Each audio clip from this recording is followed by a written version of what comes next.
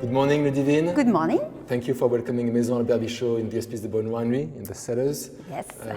Mid-October, 1 month after harvest, just 1 month before the auction, Yes. on the 16th of November. Yes. Happy to spend a bit of time with you to talk about this unusual, summer but very quality 2025 vintage. Yes. Before we go into the details, maybe I will ask you the 3 images that come to your mind when you think about 2025. That's a good question. Well, the first one would be the green color that we had in the vineyard, because the vineyard went very fast, in May particularly, from one day to another. All the landscapes changed very fast, so that was very exciting. The second is a little bit more like a feeling about serenity, about having time to work in the vineyards and to be a bit more calm and easy in the decision regarding to the weather that was a little bit more easy to work with. And let's go back to another color that I have in mind. That would be the very deep purple color.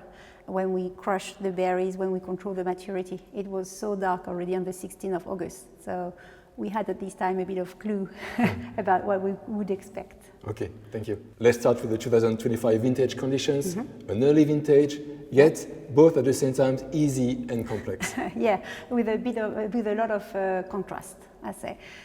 It's definitely an early vintage because we had to set up everything and to rush to harvest. All the control of the maturity when we went back from holiday, it was a little bit unexpected to have to go so fast, and complex because concentrated. We get to a point that we finally harvested very concentrated fruit, both in Chardonnay and in Pinot Noir, and we knew that it would have been full of sunshine, a sunshining vintage, but maybe not that much, especially because we also have a lot of freshness. So the contrast that we have between what we finally get, what we were ready to, and the steps that we had to go through to get to the point, that was also a little bit rich of experience. Okay. We learned a lot with this vintage because we had to sometimes change our habits. We also had to decide very quickly, maybe also to ignore some external ideas and to keep trust yourself. Yeah, not too much, but at least enough to go ahead and to have the feeling of taking the right decisions at the right moment with the right people. Okay, so we step back a little bit. Very expressive vintage that's somehow linked to the fact that it's an early vintage. You started harvest around the 22nd of August in Meursault, so quite a solar expression first. Yes, it's true that we could use this word of expression and concentrated, because it is true, and we had this very, because it's an early vintage, we had these deep colors, the aromatics, both on Chardonnay and Pinot Noir, are very intense. They smell good and they smell strong. But we also have such a Burgundian vintage in the same way, because we have the acidity, the balance, the energy. Quite a lot of delicacy, which is also linked to the level of alcohols and sugar, which are still moderate despite the sunshine effect. The end of the cycle was a bit, cooler in terms of weather, so we didn't reach super high degrees. So we didn't. Yeah. We cannot really explain why, because we normally have a sort of timing in the different maturities. We used to have the enologic one, like with acidity and sugars, and then we have the aromatics, and then we have the phenolics. But this year, that was all mixed, and that went to something very unique.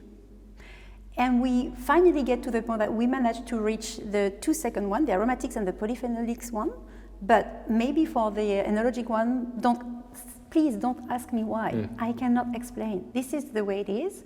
I think at one stage, vineyards just said, stop, I'm done. I made the job. Do with what I gave to you, and I'm not going to give more. So the decision of harvest, dealing with this and with the weather, the forecasted weather, was a sort of big mix to decide. So we've got energy, delicacy, softness somehow, but also some concentration. Yes. And that's the point I'd like to mention, especially because we know at the Hospices de Beaune, in the way the estate is run, you're not big fans of super high yields. That's a design of having a lot of moderate yields. Yeah, first. we do assume. This is something we work for. We never work for producing too high yields, because we want to get to this concentration at least as much as it is possible for each vintage. It's true that for 2025 we would have loved to have more because it's so good, and it is not that on average it's a rather low production. But it is the way it is. And to be really honest, even if we would have loved to have more, we are not that surprised.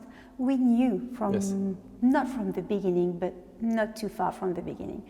The first quantity of small fruit when the vineyard grew was already a little bit low. And then we had, especially in April, we had a very cold moment during this month where the grapes didn't become fruit. And after that, the flowering season was a little bit chaotic. Yeah. The humidity, a bit of rain. Yeah, and wind. And wind as well. And wind. So finally, the berries stayed very small. So we are missing juice inside them, but it's so concentrated. And the skins are rather thick, so it's really useful as well to fight against the disease. It's a good point in a way.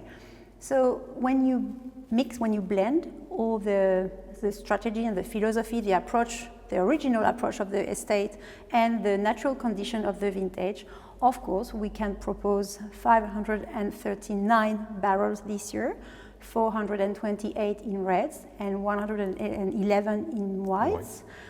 So it's good. Yeah. We always wish we have a bit more. Yes, especially in whites. Yeah. Because we have only 20% less than the last decade for the reds, but we go up to 40% of lost for the Chardonnay. But it's also linked to the vineyards. We have old vines, they never produce too much. So yes, it's not such a surprise, and well, not hopefully, but we know the quality will somehow compensate for the quantity, and each vintage is different for that as well. Of course, because when you think about it, when we had 2018, 2023, we produced a lot, and we had great auctions as well, and with a lot of barrels quality. And very nice qualities. So when we can, we do. Yeah. But when it's different from the this year, natural condition, nature was different, so we take it as it is, of course. And we also learned, by the way, from the very beginning up to the end, not to never think that we know. Okay, we'll go on and we'll speak a little bit about your technical approach in terms of winemaking, vinifications, extractions, how you approach that. You want my secrets? I want. Definitely I want them. Okay, let's go. Let's start maybe first with the whites. So early harvest, again, not super high levels of sugar. How did you approach that? Well, we started on the 22nd of August with the Chardonnay and with the Meursault area. That was rather unusual. We used to start in Pouilly-Fuissé in Mâconnais, but this year Meursault was ready before, so we went there. As usual, we pressed a whole bunch without any crushing previously. And we also pressed with quite long program, roughly 3 hours long, which is a little bit longer than what we could do. And also we pressed quite high. So the intensity level? Yes, the strongness that we used to extract the juice was a little bit higher than what we used to do. First of all, because it was not to get to more have Juice. more juice. No way. It was because the seeds were ripe, the skins were very rich, and we wanted to go and to try to get all the necessary, all the matière to provide the future wines. The substance, the structure. Yes, the structure and slightly some tannins as well that we could get from these two parts, the skins and the seeds. So it's really interesting, and the idea was to provide to you and Maison Albert Bichot also, because I know that nourishing the wines in that kind of vintage can be... the wines with the lees is super important. Yes, and the approach can change from one place to another, but at least what is inside is very nice. And when we racked out the juices, we tasted the lees, selecting them, and for some tanks, we almost put back all of it, because it was so good. Nice. Yeah. They were looking, tasting, and smelling. The three main conditions to decide about the lees to keep. And for the reds, the equation is a bit different. We were very seduced by the potential of the aromatics. It was smelling so good. So to try to trap these aromas, we made a very long cold maceration before the ferment to start. By long, I mean up to 9 to 10 days. Okay, like 2 or 3 days more than the average? Yes. On paper, 2 to 3 days, it doesn't sound like something very long, but when we talk about maceration, it's quite long, even for harvest day. So we managed to have very rich and intense nose on the juice, all the juices. It was smelling very good in the winery. When you came, when we first met during harvest, you mentioned that, it smells good. And that was very true. So after that, the ferments went quite easily. We used different yeast when it was necessary. We were quite classic in terms of the approach. Okay. But the extractions of the tannins was, let's say, softer than what I used to do sometimes. I used less pigeage. So less punching down the cap? Punching down, sorry. And a bit more pumping overs. So you bring the juice from the bottom of the tank to the top, to spray over and to go through the solid part and to extract softly. Okay. Because the tannins were, and the color, they were they were extracted very easily, so that was not the point to go crush hard and to go hard and to be strong. It was naturally done. So we find back this element you were mentioning: freshness, elegance. Also, that's probably one of the key words of the vintage. Definitely, elegance. That because it's a Burgundian one. It's a Burgundian vintage, so we play on different sides, talking about Burgundy wines. But when the tannins taste the way they do now, and from the beginning, it's quite close to what we can name like a great vintage. A great Burgundian vintage, in both colors. In both colors. To me, if you would ask me to give the definition of what is a great vintage, it's also a vintage in Burgundy, tasting very good right now and from the very beginning, and in both color, Pinot and Chardonnay. Yet we know already that it's going to be a vintage that will age very well. Because of the richness of these tannins and because of this texture, of course, each place has its own personality. It's also a strong in identity vintage. From when you talk about each terroir speaks itself. Pommard is completely different from Volnay. I think we can have the very vin de lieu, located wine of place. That's the common, the right name. And it's good to have this kind of vintage because this is Burgundy. Let's talk a little bit on more case by case. You were talking about each terroir, so maybe we start again with the reds for the zone or the surroundings of Beaune, because that's somehow also the heart of the hospice. It is. And the winery. So the Beaune vineyards, how do they express themselves? Well, I would cut into different parts regarding to the north and to the south. If we deal with the north part of it, including Savigny as well, we can have, we have deep color, we have red fruit aromas, and we play on very digest texture. So it's very elegant on that part. It's a bit stronger when we talk about the southern part of it, where the tannins are a bit more strong, let's say bodied. Okay. Still mixed with a rich fruit mix, but more like black fruits and coffee aromas, and something a bit more ripe as well, which is quite close to what we have in Corton. Okay. The hill of Corton is very particular to me this year because the delicacy, the aromas, the complexity on both fruit, floral. We have red fruit. We also have some white fruit, very surprising. Okay. So this Grand Cru place has all inside to really be named like Grand Cru. It deserves its classification. Yes. Okay. It's really great. Going on the other side of the south of the hill, of course, towards Volnay. You mean the border? Volnay-Saint-No? Yes, it's good to mention also that for the first time we harvested Corton before Volnay. We had to wait a little bit more to pick Volnay. Probably these kind of differences can be explained by the very big differences of rain that we had from one place to some other. That can probably explain all this unusual way we used to harvest. But in Volnay we had this strongness, the complexity, the solar expression of the vintage in Volnay-Saint-No, and we will have something a bit more elegant, soft, and, a bit more casual and silky touch on the other two cuvées.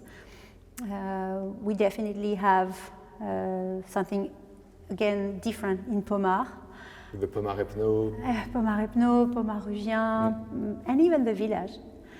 Because to me, Pommard, maybe because of the rain and the difference of raining condition, Pommard really can be specially mentioned this year.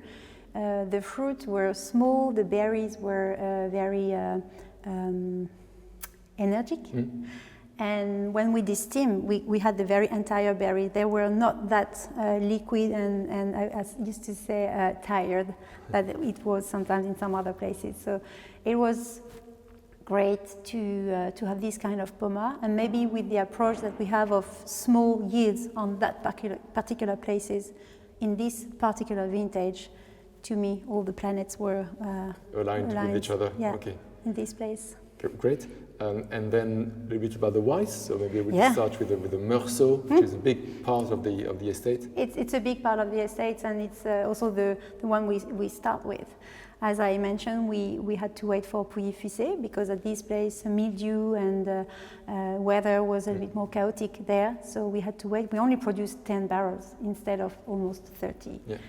But in Meursault, you will have this full-bodied wine with density, with also energy, because the acidity is there, but it's very fresh and powerful, so it's good. We didn't wait to go and to harvest, because waiting for more, I don't know what. Yeah. Waiting for what? Waiting for what? Why not? So it's a good value, even if we talk about the village and any other Premier Cru. To me, they're all very in the same approach, and they can deliver the same range for quality. Okay. On the hill of Corton, for both Corton Vergennes or the Corton Charlemagne side?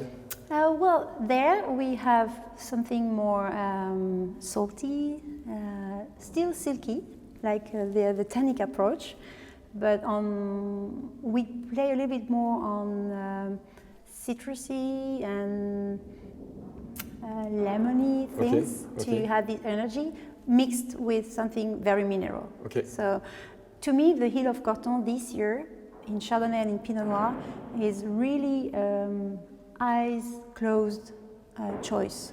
From what we tasted, this minerality is probably also, would say, a little bit enhanced because of the quite low levels of sugar and alcohol. So it's not over. The sugars don't take over the minerality. Definitely not. It's finally, not only it's a sort of a social atmosphere not to have too high alcoholic wines. So this vintage arrives in a good context.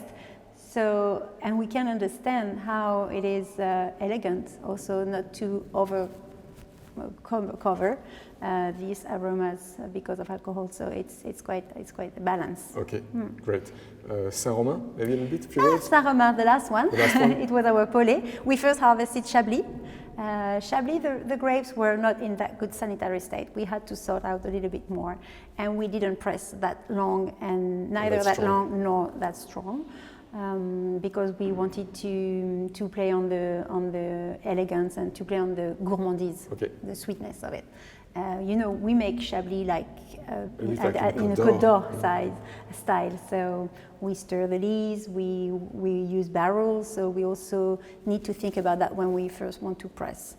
And for the Saint-Romain, it's completely different. It is more shy so far. I think we will have to wait a little bit more for it in the coming weeks. That can change very fast. So we'll try. Maybe we'll speak again a bit later about the Saint-Romain. For the Beaune Cru des Mouches or the Beaune Blanc. Yeah, of course. The Beaune Blanc, we have two different cuvées. They're not so far from each other, but in very different style. You have sweetness, roundness, like pastry touch on the Cru des Mouches. And you will have salty, minerality, and something more linear and more direct to the point in the Montrevenot, which is a cuvée Suzanne et Raymond. So two different Beaune, which is great also because that can illustrate how this vintage is also really expressing the terroir and the climat. So it's good to, as a winemaker, to still have this inside. So in this sense, it is a very Burgundian vintage. The terroir speaks first. Definitely. I think it's the combination of terroir and the vintage, and vintage with terroir.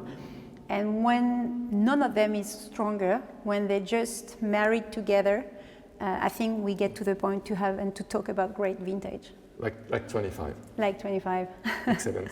A few last words, Ludivine, to talk about what I call the auction within the auction, the famous charity barrel or presidential barrel. Yeah. This year, the Hospices estate has chosen, for the very first time, a Pommard Premier Cru Les Rugiens as this very specific wine. Yes. Why this choice? Why this wine? And of course, talking also about the cause and the charities that will be supported.